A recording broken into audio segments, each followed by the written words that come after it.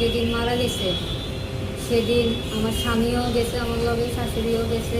আমার বাপের বাড়ির থেকে আইতে তার কাছে গাড়ি ভাড়া নেয়। আমার বন্ধুদের থেকে 100 টাকা দিয়ে আমার শাশুড়ি আর স্বামীর বাড়িতে পাঠাইছি।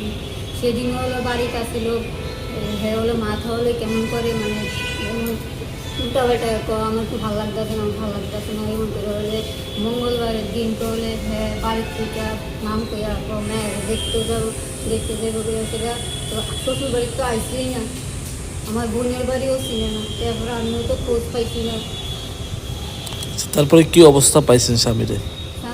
আমি তো জানি না, পুলিশ আইসে আমার বাড়িতে, বাবুর বাড়িতে পুলিশ এসে বলতেছে তুমি পিতা তোমার স্বামীদের দেখতে যাচ্ছ, আমি তো অবশ্যই যাবো।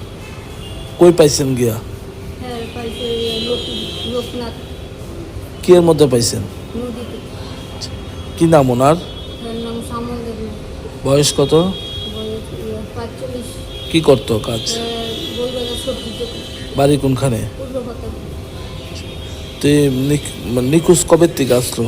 নিখোঁজ তো একটু মঙ্গলবারে তো বাড়িতে, মঙ্গলবার রাতে মানে স্বামী বাড়িতে গেছে না, পরের থেকে মানে আরম্ভ করেছে শাশুড়ি আমার পরের দিন ফোন করছে আমার মার কাজ যেদিন করছি 7 দিনের পরের দিন মানে শাশুড়ি ফোন করছে এমন এমন হ্যাঁ আইসেনি নবমী বাবা। আমি বলছি না আইসে না তো, আইলে তো দেখতাম, আইসে না তো, এখনো আমার বোনের বাড়িও চিনে না।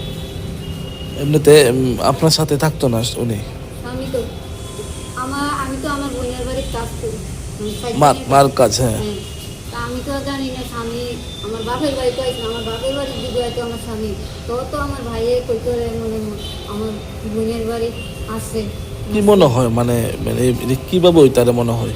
আমি তো জানি না, মানে অন্য কোনো সন্দেহ আছে আপনাদের? আমি তো প্রথম পাইনি। পুলিশে কোনো কমপ্লেন করছেন কোন বিষয়ে? ছেলে মেয়ে কয়জন ওনার?